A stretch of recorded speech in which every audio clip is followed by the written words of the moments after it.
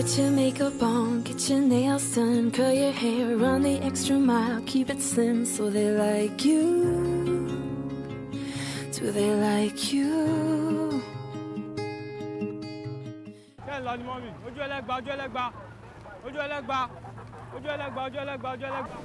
Hi guys, my name is Lanre and today I'm taking over the Saturday morning show. I'm going to be talking about one of the things that guys are most passionate about, which is sports. When we come back, I'll introduce you to the rest of the guests.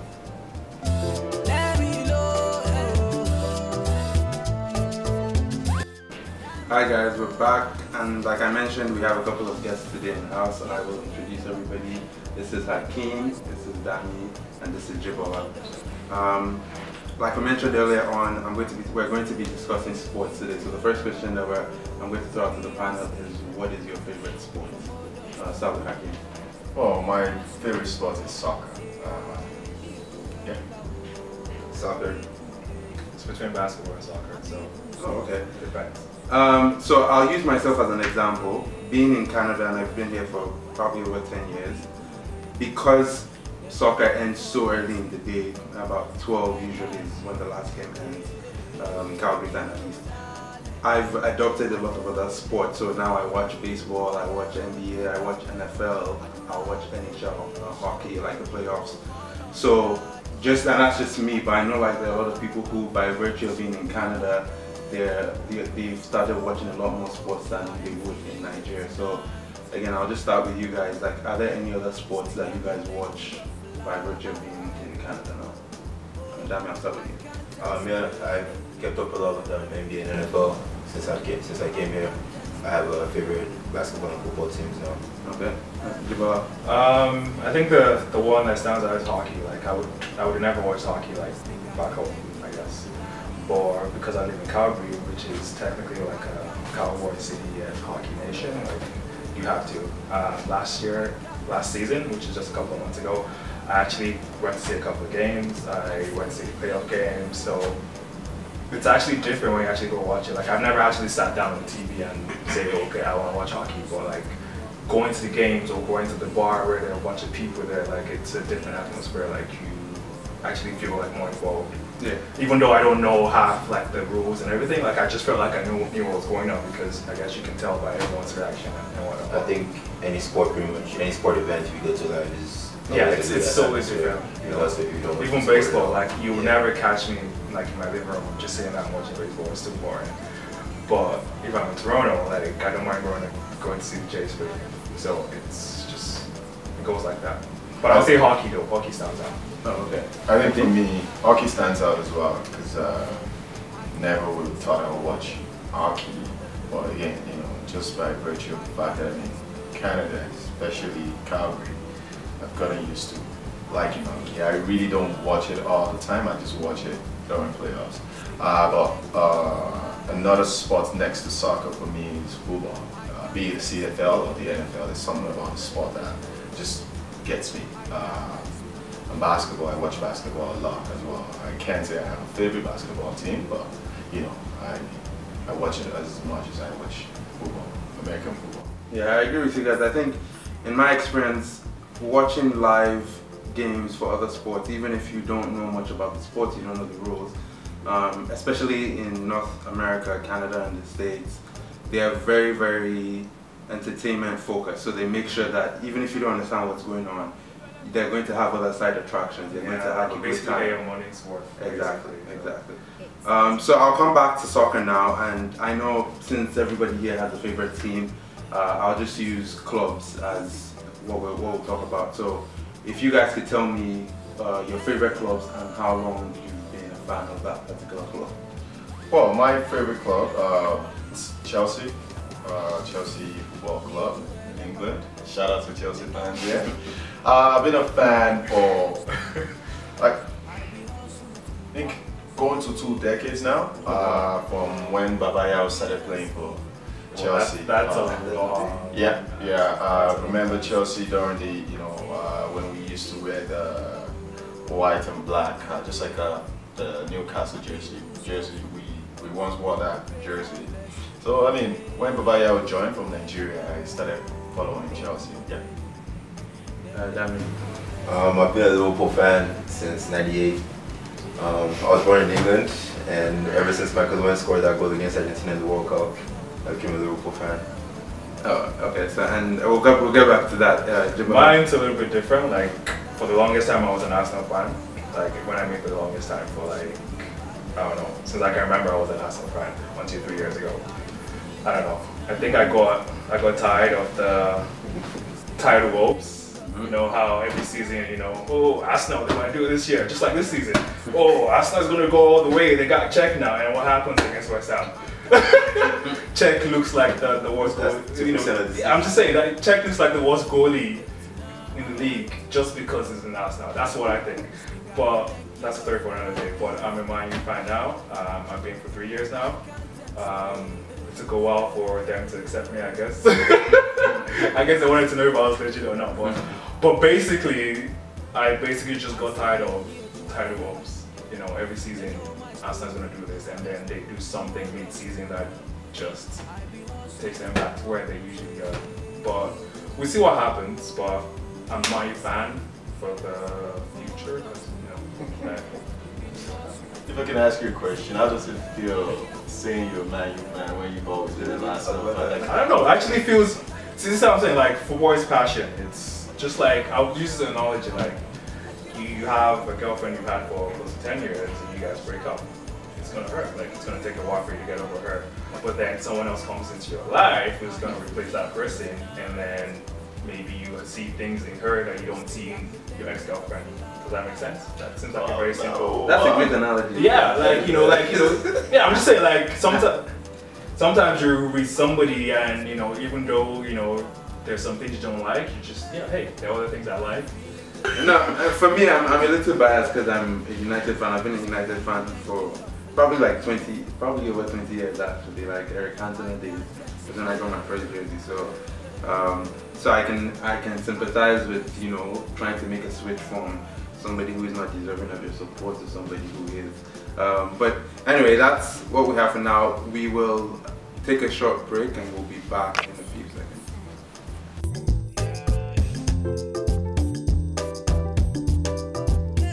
Welcome back, guys. Before we left, we were talking about sports, specifically we're talking about soccer. One of the topics that you can't go anywhere in the world of soccer without hearing is who the best player in the world is, specifically usually between two people, Ronaldo and Messi.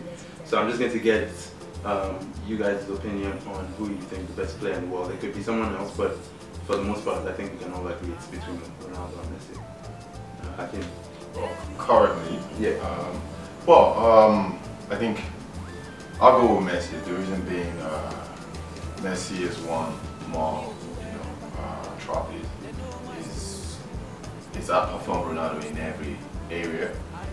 He's taken his national team to the final of the World Cup. Ronaldo hasn't done that. So, I mean, I have to go with Messi. Okay. Dami? I have to agree too that I'll go with Messi. 2 reasons for me. Messi embodies pretty much everything about the game. Winning team medals and bringing an excitement factor to the game. As far as I'm concerned, nobody does it more exciting or more surprising than just with different ways that leave you taken aback than Messi does. So I have to give it to him. Jibola? I don't know. I think I'm torn between both of them. Like on one hand, Messi has more of those highlights kind of goals. Like Ronaldo is pretty much okay. I have the ball, I'm gonna score. Like he doesn't. Like it's very rare you see him like. You know how you see Messi come through the midfield, dribble like 5, 6 people. Like it's very hard for you to see Ronaldo do that. If I'm correct, but yeah. But both of them, they've averaged like more than 50 goals the past 3 seasons or 4 seasons. Like it's, I don't know. To me, it's pretty much give or take. But you can give it to Messi just because Messi is taking his team to the finals of the World Cup. He's also won more, but that could also be because he has a better team around him. For me, I think just playing devil's advocate here, because most of you have played Messi. If I was going to pick Ronaldo, I would say Ronaldo has done. First of all, obviously Ronaldo is the better physical specimen. So for certain types of games, I think he does well. He's done it across different leagues as well, which I really respect. So he did it. He came up in the English Premier League. He was able to survive that, go to La Liga, and like to your point, he's probably 10 goals from being Madrid's all-time goal scorer. And if you think about the history of Madrid, which is, if not the biggest club in the world, one of at least 2 or 3 biggest clubs in the world in terms of their history. They've had people like Di Stefano, they've had Raul. For this guy to come in and in 6 seasons be 10 goals away from your all-time goal scorer, it's to me it's incredible with all the pressure and everything that goes on in Madrid. So if I was playing devil's advocate, I would pick. Definitely, both of them are legendary for sure, without a doubt. Both of them have made like other greats, like regular guys like Henry, Ronaldo. That's gonna average numbers that Messi and Ronaldo put up today. So I know, and if you think about the numbers these guys are putting up is just, it's like fantasy numbers. It's basically like kind of numbers you put up in video games. Like they average more than 50 goals in last season. Like, think about that. Like, yeah, I mean, you can't take anything away from Ronaldo. Just to kind of take it back to the question, Ronaldo is amazing. He's an amazing player. I just believe the 3 best players in the world is Messi, it is Ronaldo, and others. But at the same time, to choose, to choose the most best, I will go with Messi. The reason being, he's been in the Spanish league, but you have to understand, Messi has played against top teams from every league. that's true. It's not for the fact that he's only played in the Spanish league, but he's played against the best and best team, and he's come out. I also feel like there's a bias towards Messi because in society we look at both of them and we say good versus evil. Ronaldo is that brash, arrogant, individualistic. Messi is more of that humble, young kid, quiet. He's not brash. He doesn't come off as arrogant, at least not outwardly. Doesn't take holidays in the NBA. And I'll use the World Cup as an example, right? Like, I felt like even on the Argentine team, the best 2 players were either Di Maria or Mascherano. And Messi got to the finals. Well, Aguero got injured early on, but Messi got to the finals. His team lost, and he still won the best player at the tournament. Even though, if you were going on that, based on that, I felt like Robin was the best. If you're going to give it to anybody who lost, so that's another reason why. That being said, Yeah, what I wanted to say is, I mean, the good versus evil. I mean, that I believe that is only applicable when you're looking at the, if it's a popularity contest, But when it comes to like real facts, look at trophies, look at our individual performance. Messi has outclassed Ronaldo in every angle in individual performance. And again, you mentioned something that maybe because he's got a good team around him. I remember 2 seasons ago when Messi was injured, Barcelona didn't get anywhere. They got whooped by Bayern.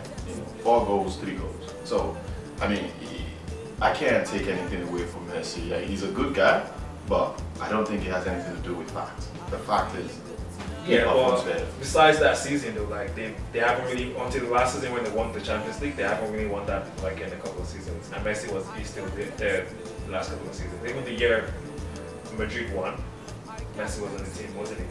If I'm correct, if I remember. Yeah. So like I get what you're saying, but at the same time, like they've also gotten beaten like when Messi's playing. So it's one of those things, give or take. Anyway, guys, I don't think we're going to agree on this, so we'll just go to the next topic. So the next question is moving away from this. We've all been, I'm guessing, we've all been in relationships at some point.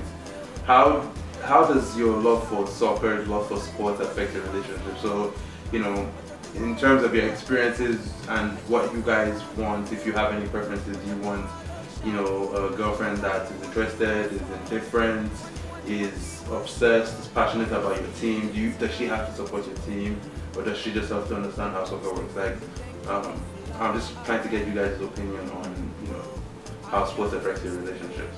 Well, I won't be the sacrificial man, so I'll let that won't come in first. I don't know, like I'm indifferent when it comes to that. Like I really don't care. Like, but as long as you're not being bothersome, for lack of a better word, like when I'm watching soccer, like if you know that on Saturday morning my team is playing, and then you want us to watch, I don't know, what the girls watch again.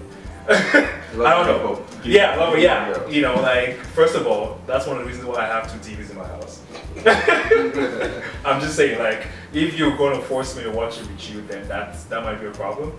But then again, like I really don't care. Like, But as long as you let me do what I have to do at that point in time on Saturday morning when my team is playing, then that's all fine. Like I don't need you to be there. It would be nice if you're there, but I don't necessarily need you to be there to watch the games. So that's just me. Dami, do you guys have any specific examples of situations where you've had similar problems where somebody was being bothersome or you've broken up because of? My relationship and sports have never collided, thankfully. So it's been a win-win situation for me. I don't care if she likes soccer or not. So yeah. And for me, the same thing. It's never, there's never been any confusion with that. But at the same time, you have to. I understand good wife, good life.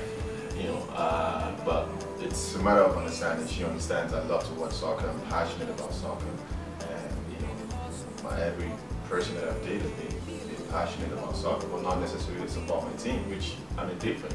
If you come with your passion for your team, then it makes it better. I haven't had a personal experience, but I know of people who've mentioned that they've had problems like that, like to where it actually led to like breakups and things of that nature. Anyway, right now we're just going to take another quick break and we'll be back again in a few seconds to wrap up the show.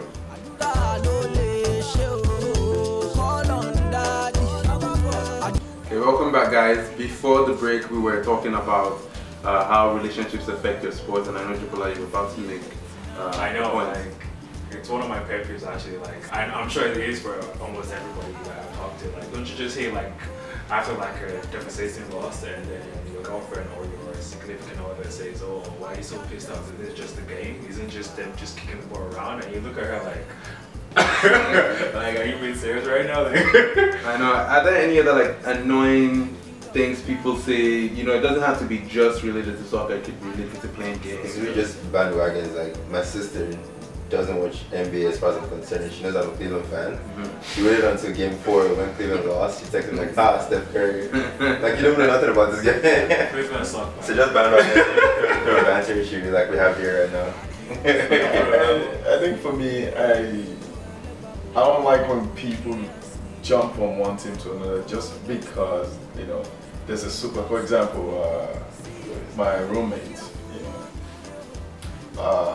Miami used to be his team. Then Miami traded LeBron James, and all of a sudden he moved to Cleveland. With incredible excuse, I'm a LeBron James fan.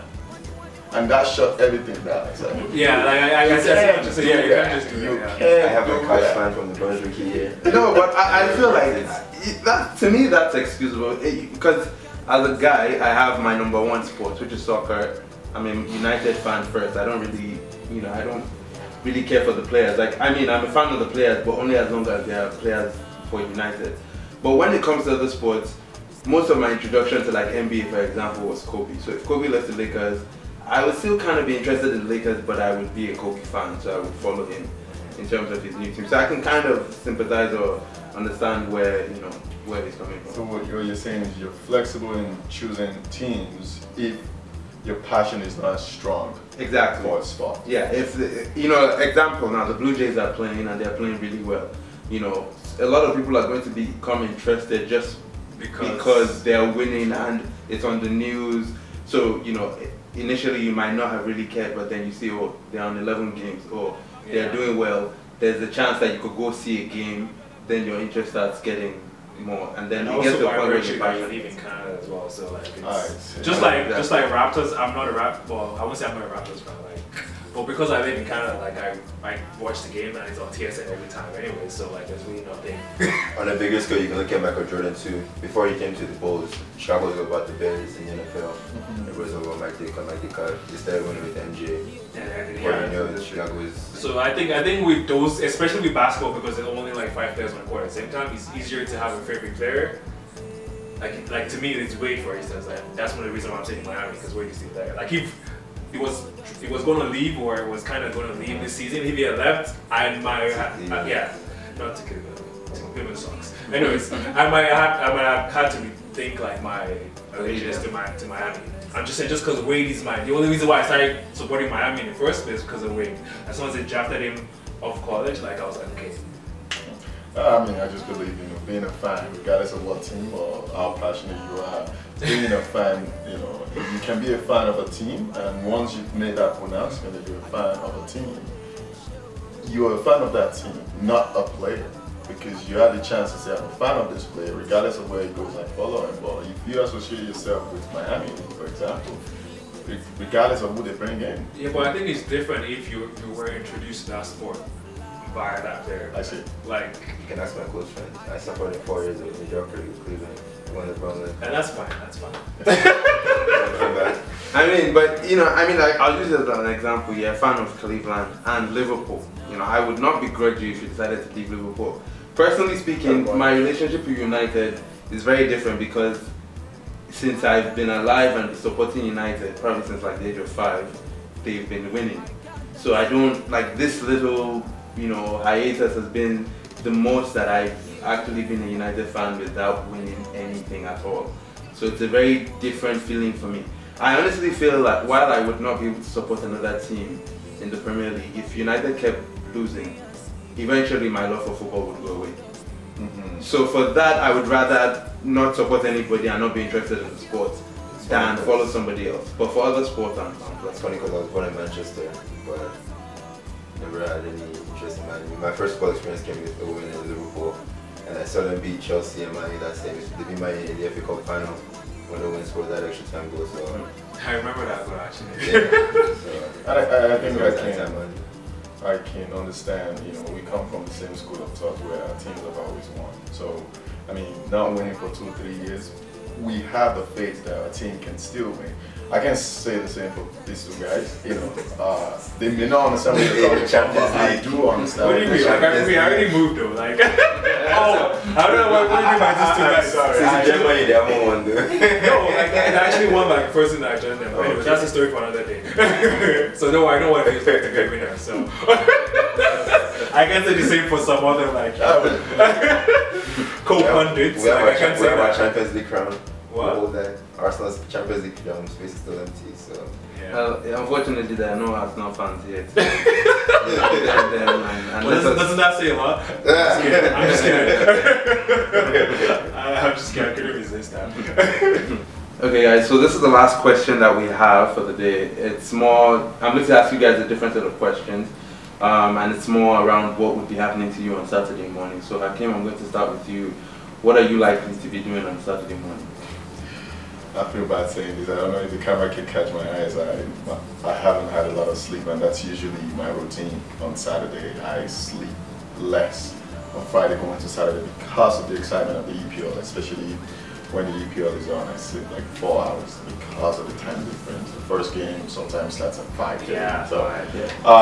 Wake up 5:30, watch the first game, drink coffee, make, you know, food, and yeah, I'm right in front of the TV until like 12:30, and after 12:30 watch the highlights and go about my day. Yeah. So for you, Dami, what are you likely to be eating Saturday morning or cooking Saturday morning?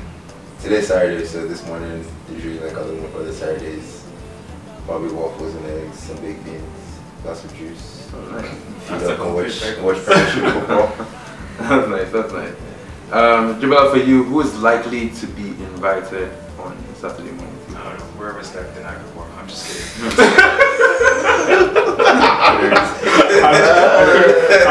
I couldn't resist that. No, but seriously though, like I usually play basketball every Saturday at 9. It goes all the way to 12. So like, it depends. Like if I'm not usually home at that time, which is like the core hours of like Saturday morning, like I'm usually out playing basketball. But before that, I usually either it's gonna be a game if my team is playing at 5. I'm gonna wake up at 5 and watch the game, and then after that go play basketball. And then T-ball the rest of the games, so I can watch all T-ball the highlights, so I can watch the highlights later on when I'm a little bit more situated. But like, yeah, I'm usually playing basketball or something, doing something Saturday morning. So it's one of those things. Okay. Okay. Thank you very much, Jibola. That's the end of the show, guys. I hope you enjoyed it. Hope you enjoyed my takeover. If you have any comments, if you have any suggestions, please feel free to leave your comments below as well. Please try to subscribe to this channel as well. Thank you very much. Hi guys, Dami here, and I'm bringing you the list right now. to become a super fan, the 5 main things you need. First one, you have to get a tattoo of your favorite player on your arm or somewhere. Nothing like says I'm a Man U fan and having Phil Jones flexing on your arm. You have to get a jersey of the team, and you should know how to pronounce the foreign players on the team's names properly. Don't make no blunders. You should also know who the face of the franchise is. That's usually important if you want to be a bandwagon fan. And last but not least, you have to show some social media love and follow all the players on the roster on Facebook, Twitter, Instagram, or whatever. Have fun, guys.